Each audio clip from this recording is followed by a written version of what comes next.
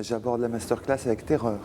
Je suis traqueur de nature et c'est curieux parce que quand on fait du cinéma, c'est pour être de l'autre côté de la caméra.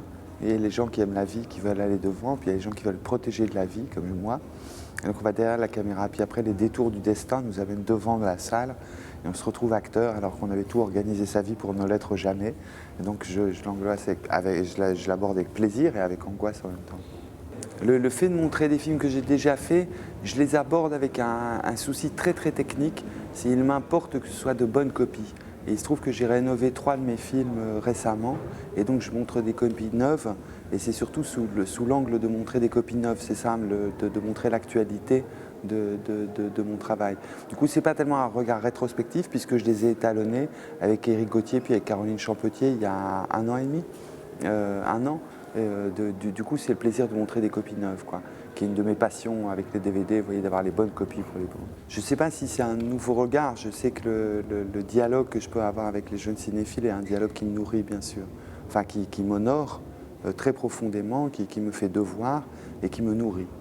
Et ce n'est pas exactement la même signification dans le cinéma américain et dans le cinéma français, mais une bonne part du meilleur du cinéma français tient au cinéma indépendant. Ça, c'est un trait historique. C'est vrai que dans le cinéma américain, j'aime beaucoup les films de studio. Je ne déteste pas du tout les films indépendants, mais j'aime beaucoup les films de studio. Et dans le cinéma français, c'est plutôt les films minoritaires qui sont les films qui me touchent les premiers. La définition, c'est économique. L'idéologie, ce serait la théorie des auteurs, que l'auteur est le seul maître d'œuvre d'un film, et c'est une théorie à laquelle je ne crois pas. Moi, je suis pour la politique des auteurs, pas pour la théorie des auteurs.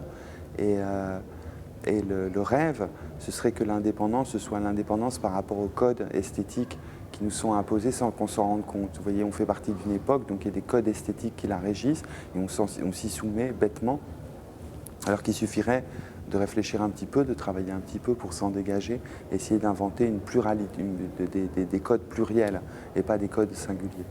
Alors, je ne peux pas choisir entre mes films, c'est pas possible. D'abord, ça change chaque jour, et puis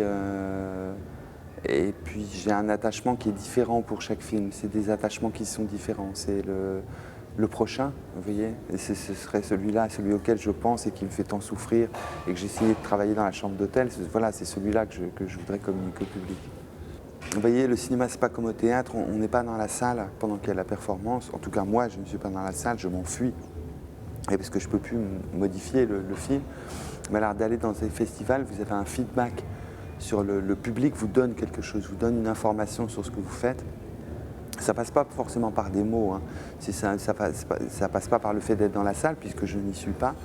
Et vous reniflez quelque chose, et du coup, il y a le dialogue qui s'instaure dans les festivals entre vos films et le public m'enseigne. C'est quelque chose qui m'enseigne et qui m'aide à faire le film suivant.